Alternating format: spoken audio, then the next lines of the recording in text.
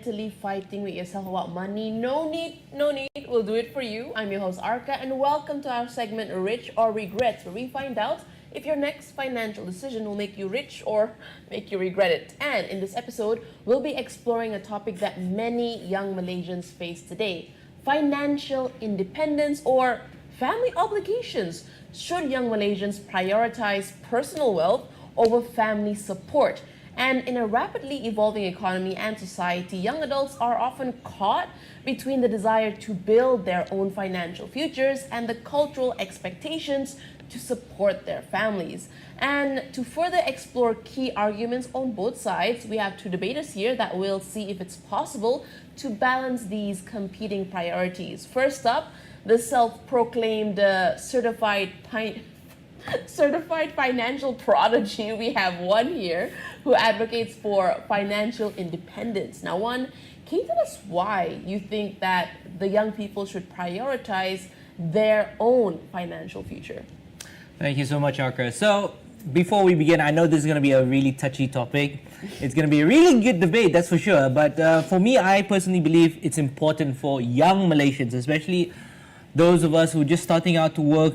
We have to prioritize our financial independence first, because I firmly believe that focusing on building our personal wealth early, in our early years, it will help secure our future in the long term.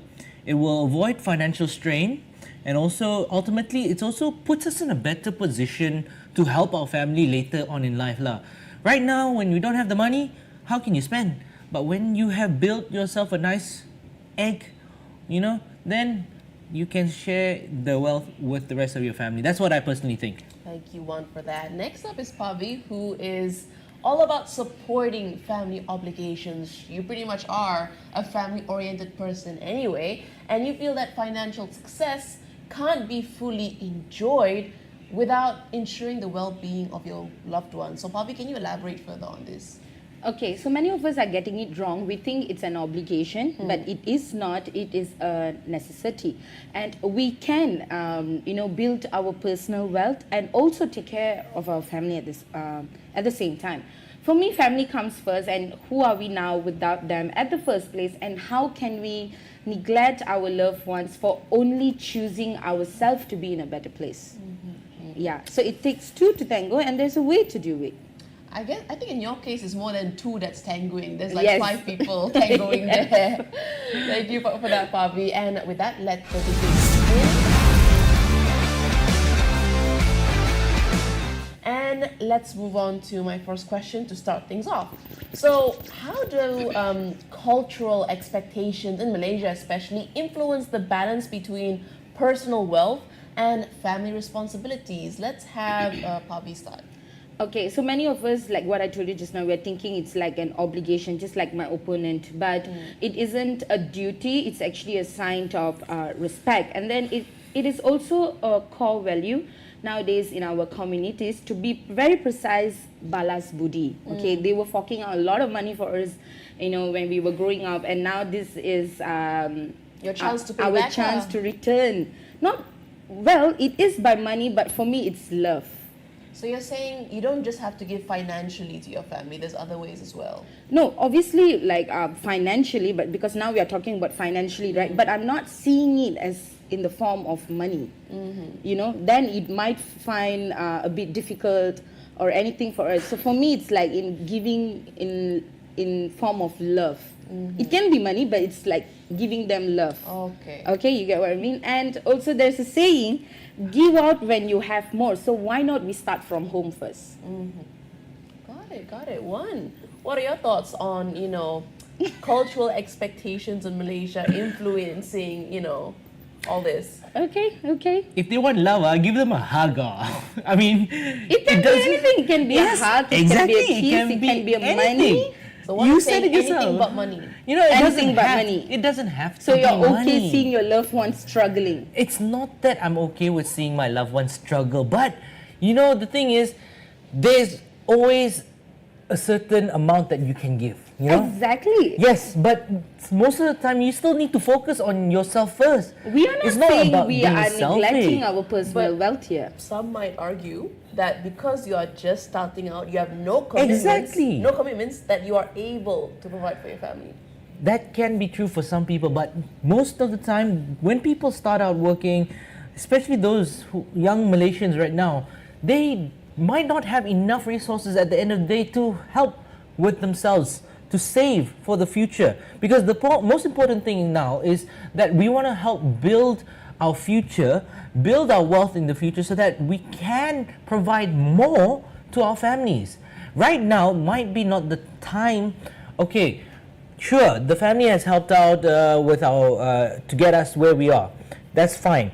But then there are also some people who had to make it out on their own without the support of their family. There are people who had to go borrow from the bank, PTN, all that to study and everything. So the family did not have to expend as much. So now it's not about who gets what, when, or what. It's not like balas budi, you have to give back from karma or whatever it is. But it's the cultural expectations here that I want to focus and go back to.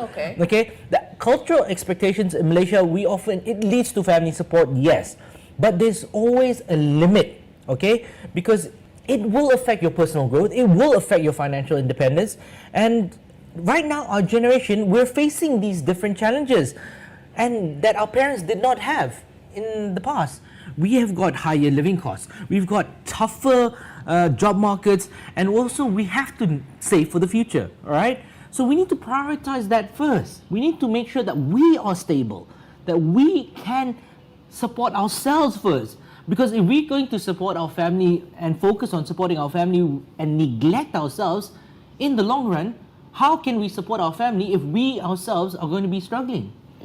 So your whole point, to summarize, is you're not prepared to look after someone until you can look after yourself. Exactly. We need to first be able to look after ourselves. Then once we have built that stability in the near future, then we can think about, here you go. This is what I've been doing. I've been saving up so that we can have this in the future. So it's especially here in urban areas, right? There's a growing belief that young people, they need to take control of their finances to secure their future, which is true. But if we're constantly tied down by family obligations, the key word is obligations. It's not a choice. It's something that we have to do. If we're tied down by that from a young age, then it's a huge stepping stone, or a huge blockade. But you won't say a burden, but it's like it's an obstacle. It's an obstacle in a way. All right. Yeah. But cultural norms aside, right? How about, let's say, focusing on personal wealth early, right? Let's say they do go your route. They focus on themselves, they build their wealth from the beginning.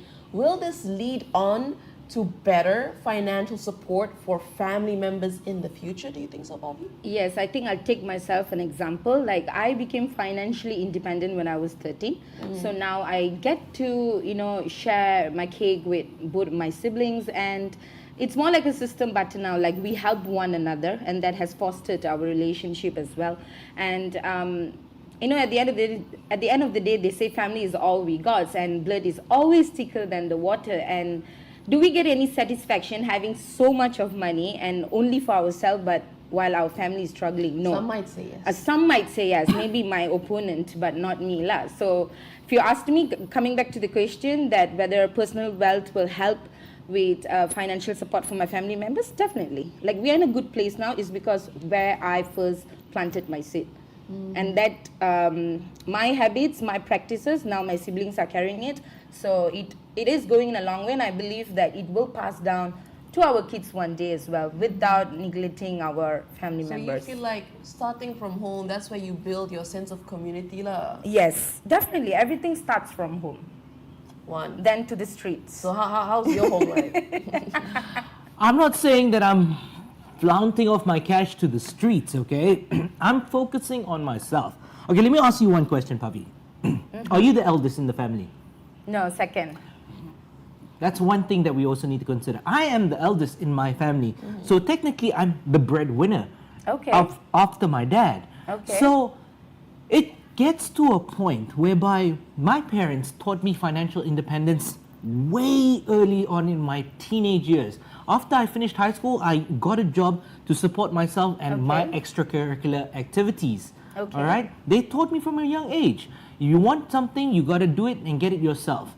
So that's why I had to build my future starting from a young age. I built it to the point where by now I'm 31 years old. Yes, I have much better financial stability than when I was back when I freshly graduated from university at around 24, around that age, give or take. So now that's what I'm trying to say. I built that stability. I made sure that I had the financial wealth to give out to the family. I understand what you're saying. Like, I'm not against that. But what I'm saying is, you don't have to, pick them up later when you are financially stable. It goes along the way. So what you're saying you don't is, like drop everything, drop the bags, and then just focus on yourself. And then when you're financially ready, then pick everything back. They're not an option. No, but think about it this way, okay? If you prioritize building your financial foundation when you're young, you set yourself up for a stronger position to help later. Because if you've got nothing to give, how can you give? All right? When we were starting out working, fresh grad salary, let's, for example, 2.5. At that time, 2,500 living in KL, that is chump change. You literally can't get through a month with even enough savings for yourself. so and now living you paycheck to paycheck lah. living paycheck to paycheck, because you were still young at that time. You had to worry about your rental expenses, your car, whatever it is, and then your living expenses. At the end of the month, you've only got maybe about 200-300 left to spare. And what can you do with that? You try save, or you try invest, do something with the money so that you can grow. Once you've saved up, maybe as you grow older, you get better positions in jobs, you get a higher salary. Then you got start thinking, okay, now I've got a little bit of stability, I've got a little bit left over, or a little bit of extra Leftover. at the end of the month. Maybe let's go treat my family. Let's go have take them out on a holiday. Because instead of having to pay or obligated to pay every month or something, why don't you save in enough? obligation. Okay, you were The saying, thing is, Like, even with 2.5 salary, just 1% for your family doesn't hurt us too much. or let's That's paint what a I'm different saying, picture. to You simplify painted a it. picture of someone that's hyper independent. Let's flip the switch. Let's flip the switch to someone that's more of Pavi's background, where they are very connected to their family, so they won't have to worry about rent because they're living with their family. So that's like at least 300 to 700 ringgit back in their wallet.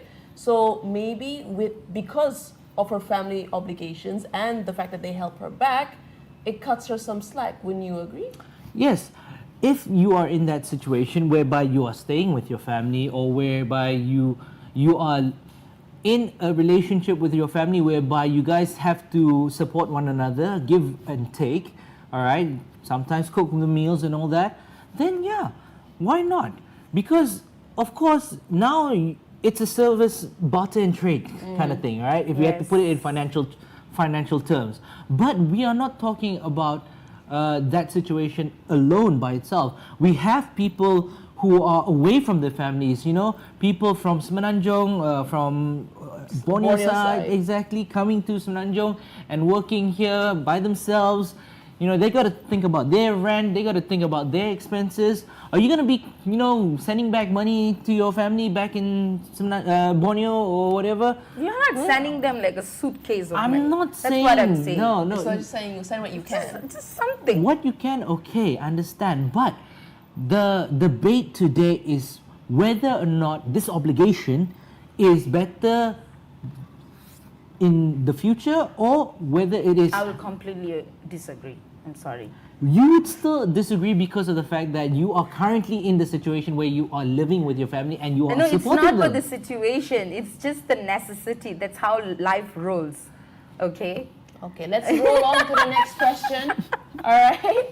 Now, what are the potential financial risks or benefits of prioritizing? I want to know this as well. Okay, so one, take it away. Okay, there are a lot of risks, okay? Especially when the younger generation, those who are just starting out to work, if they obligate themselves to focus more on family instead of themselves, instead of, you know, helping with their personal wealth accumulation, you know, there are risks such as, what if you won't be able to pay your household expenses? You know, what if about your investments for emergencies, your savings for emergencies? Your car breaks down. Oh no, I don't have enough money because I already gave it out to my parents, or whatever the case may be. You know, you got to invest in your retirement as well. You got to build the wealth for yourself first, because you do not want to be in a state of vulnerability. Okay, when it comes to vulnerability, I mean, when we're young, we don't have a lot of money. We know we don't have a lot of money, so we have to build that money, build that savings, so that we can secure ourselves first. We need to make sure that we are secure, that we don't go bankrupt, and when we go bankrupt, how to support the family? We need to make sure that we have a steady income that comes in every month. We need to make sure that income is sustainable for us in the future. If there were any emergencies that were to happen, we need to be sure that we can overcome these barriers, obstacles, emergencies, without having to rely on our family. Because at the end of the day, you got to look out for yourself so that you can live longer to be there for your family. If you do not have that financial freedom or that financial stability, because you're focused on giving out your wealth or being obligated to help out others first, then at the end of the day, what are you working for? You know, you got to make sure first and foremost, when you are settled, then comes your family. Number one priority is not your family. It can be a number two priority, but the number one priority, you have to live first. That's the thing. You have to live first. If you do not live, then how can you go to your number two priority? Imagine how ugly it gets when it reverses, the action reverse. Like how, if our loved ones think of us that way. I mean, if our loved ones, our parents, have to also focus on themselves as well. They need to make a living, they need to make a future for themselves so that they can provide for their family later on in their years. Okay, right? So I think I understand your point. Like you are saying, like, make a living first and then take care of them, right? But what I'm saying is you can make a living while taking care of everyone. Okay. But there are limitations, all right? Because what if you're supporting your family, you could miss out on so many important opportunities for you to better yourself, to improve your financial situation for the future. For example, what about investing in further education? If you're spending out money, obligated to spend a little bit of wealth on your family, instead, why don't you go further your studies, get a master's or a PhD or something? That will I'm not going to give my entire paycheck I'm not to them. saying it's not your entire paycheck, but it's still a stunt. You still have to give something, and that could be limiting what you could potentially do with it. Because you could take the full amount, instead of giving it to your family, you could go further your education, you know, or you can do some very important investments, you know, that could lead you to a higher income. That's focusing on yourself, getting a higher income, which is the ultimate goal, okay? Basically improving your living situations, your financial situation, so that your family can benefit from it in the long run. That's the thing. We do not want to live paycheck to paycheck every single, you know, for the rest of our lives. We want to be able to live in a way where we do not have to worry about the paycheck coming at the end of the month, because we'll have something left over so that we can do something with ourselves. We want to go take our family to nice dinners, take them on holiday without having to worry about when's the next paycheck going to come in. That's what I'm trying to talk about. That was the cons. What about the benefits, the pros? Okay, for me, there is no risk, okay? It actually brings us benefit. It actually prepares us beforehand when one day when we have kids, partners, marriage, stuff like that. So if you're asking me if there's any financial risk prioritizing our family, no. It should be starting from home. It should be starting from young, and that's where we go all the way along with the values that we carry. So now, you're saying giving money back to your family is not only a non-risk, it's an investment because it'll come back to you? It's not that. It's actually preparing us that one day when we are married, when we have a partner, and when we have kids, we know that, okay, if this is, okay, in a way, you will know how to live within your means. You know what I mean? Okay, this is how much I have. When it comes to marriage, hook or crook, you need to do something for them. Am I right? When you have kids and all that. So that could start from your own home by giving to your on training. Yeah, early on training. Like just now one said, right, that like settle your build a good foundation first, and then we can give them more. Now, for an example, touchwood lah, okay, touchwood. We are growing up, and in the midst of growing up, we found out that our parents have debt. Okay. Are we gonna neglect them? I feel like that's a personal question though, because some people might feel obligated to help their parents, others might not, because they're their own adults. So it was their choice to go into debt, no? Yes, exactly. But the thing is, I feel like at the end of the day, it's about, like I said, family comes first. So if it's me, I would definitely help. I wouldn't neglect them. You mentioned that, this is setting you up for your future, it's training ground for when you want to get married. Yes. But modern day Malaysians, there are a large chunk of them that do not plan on having the nuclear family dynamic. They don't want a family, they don't want kids. So would this benefit them, having family obligations, when it does not serve them any purpose in the future? I don't see it as an obligation. I just see it as like a training ground for us. Like, if you know how to divide your money financially, or even helping people at a young age, and then that will go a long way. One day when you're married, or even when you're not married. So how would it help someone that's not planning to get married? If you don't plan on having a family, you won't need to save for a family because you're not going to have one.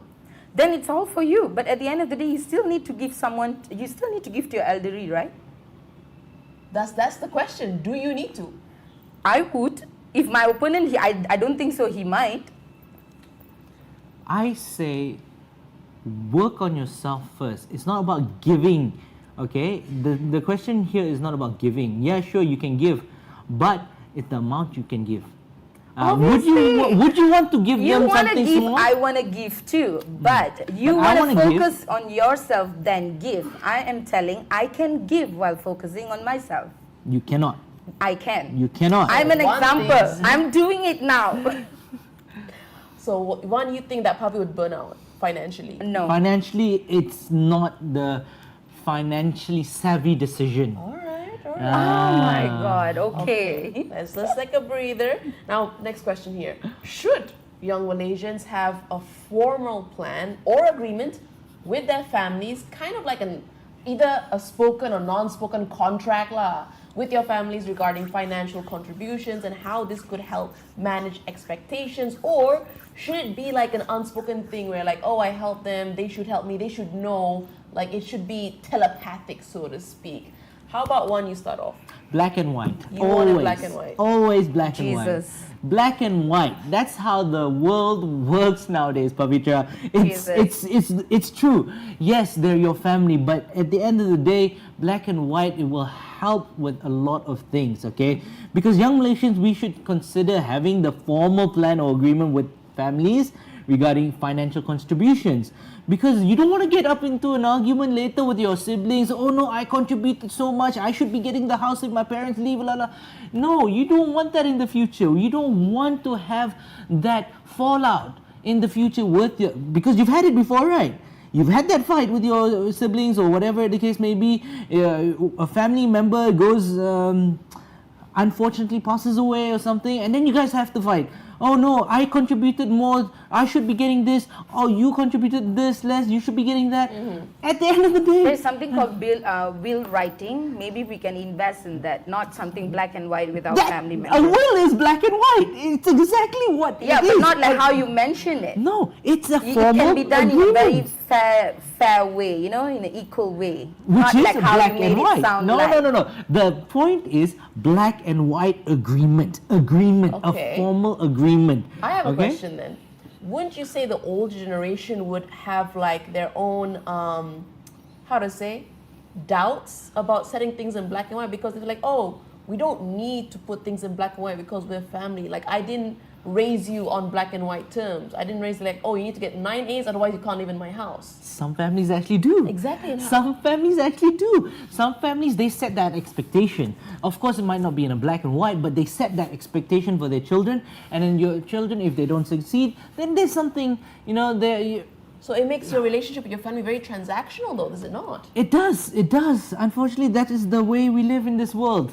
Yes, we transact our love for them in quantitative amounts. Mm-hmm. All right. It's yes, it might be a little bit heartless, but it's how the Unnecessary world cruelty. it's how the world works right now. Alright. Okay, similar with time. Mm-hmm. Similar with time, you can only give so much time to your family. You can only give so much time to your friends, your siblings, your loved ones, your partner, but at the end of the day, you still need time for yourself, which is a similar concept that we are exploring here, which is that of money. Okay, but the question that we go back to is the formal agreement, Would and it I help? think yes, it would help. Because then it's not about setting boundaries, but it's about managing the expectations and also preventing the misunderstandings that were to come if there was nothing in black and white or nothing formally agreed upon.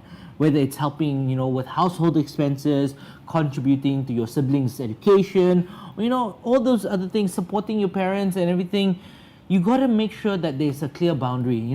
What you want to contribute, what you can contribute in the first place, and then what your other siblings can contribute at the same time. It's all about getting together and making a plan so that everyone gets, a fair, it's a fair amount. It's not about, you don't want that misunderstanding in the future. That's the thing. The fallout from when it comes to money, there's always going to be a fallout in the fair enough. future, right? So, Pavi, one is saying things need to be in black and white. That way, everything is clear. I did A, B, C, D, so I don't need to help with X, Y, Z. So, it does make the family dynamic, from his point of view, quite transactional. Do you feel like that affects family bonds? Okay, first of all, we are not dealing with stakeholders. We are dealing with families, and we don't need A agreement. contract with your father or and formal mother. plan. I mean, when it comes to asset writing and all that stuff, yes, we can invest in this will writing. But when it comes to this groceries, rentals, utilities, we can just do it verbally. And also, it's love. You do this, I do this, and you're just going to spare 5% of your salary. Like for me, I just spend 5% of my salary lah. That's still transactional. And I think it's a teamwork. And when we win together, we build a happy home. All right. Let's wrap things up. Things got quite passionate, but then I'm very that's hungry. the way things are with family. So it seems that both our debaters here feel a certain way when it comes to today's episode. So let's do a quick recap. Starting off with one who believes that Malaysians should prioritize financial independence, and he also feels that cultural expectations in Malaysia often emphasize family support. You got to give back to your elders, that sort of thing. But this can sometimes limit your own personal growth and financial independence. It will set you back in the long run. And one believes that focusing on personal wealth early can lead to better financial support for family members in the future. He's not saying don't support your family, he's just saying do it later when you're already established. And prioritizing family obligations over personal wealth can involve financial risks, such as missing opportunities you mentioned earlier to save or invest money instead. And by focusing too much on family support, you may miss out on important opportunities for career or financial advancement as well. Whereas Pavi, on the other hand, you advocate for the importance of family obligation, and you feel, or as Pavi's saying, it's not an obligation. Yeah, that word triggers me. Okay. So responsibilities, maybe. Responsibilities, Yes, sure. okay. So cultural values in Malaysia emphasize the importance of family responsibilities, and it is a core value in many Malaysian communities. Yes. Right? And by focusing on personal wealth, it might seem beneficial in the long term, but families often need immediate help. You never know when, God forbid, your mother gets into a car accident or your brother touch wood. Like accidents happen and families often need immediate help, not years later. So by, as you mentioned, having that training ground now, you'll be better prepared to help whenever possible. And prioritizing family obligations, in Bobby's opinion, can bring unique financial benefits through shared resources and mutual support. Yes. For example, you can live with your parents and that saves you rent money. And the benefits aren't just monetary, right? Supporting family provides a sense of security and emotional well-being. There's always someone that you can rely on. And vice versa, there's always someone that you are going to be there to take care of. And it seems that both sides here, they feel very strongly, right? They presented strong arguments, but it's up to you, our audience, to decide who won here. Drop a comment below and let us know who do you think made the better case. And of course, follow us on our socials also on our website, KleverStock.my, for our social media channels. And don't forget to visit www.KleverStock.live to catch our live sessions from Monday to Friday, where we cover everything finance. So bye-bye, and go home to your cold, empty apartment or to your warm house with your family. Bias! Scan now and download KleverStock, your trusted source for market insights.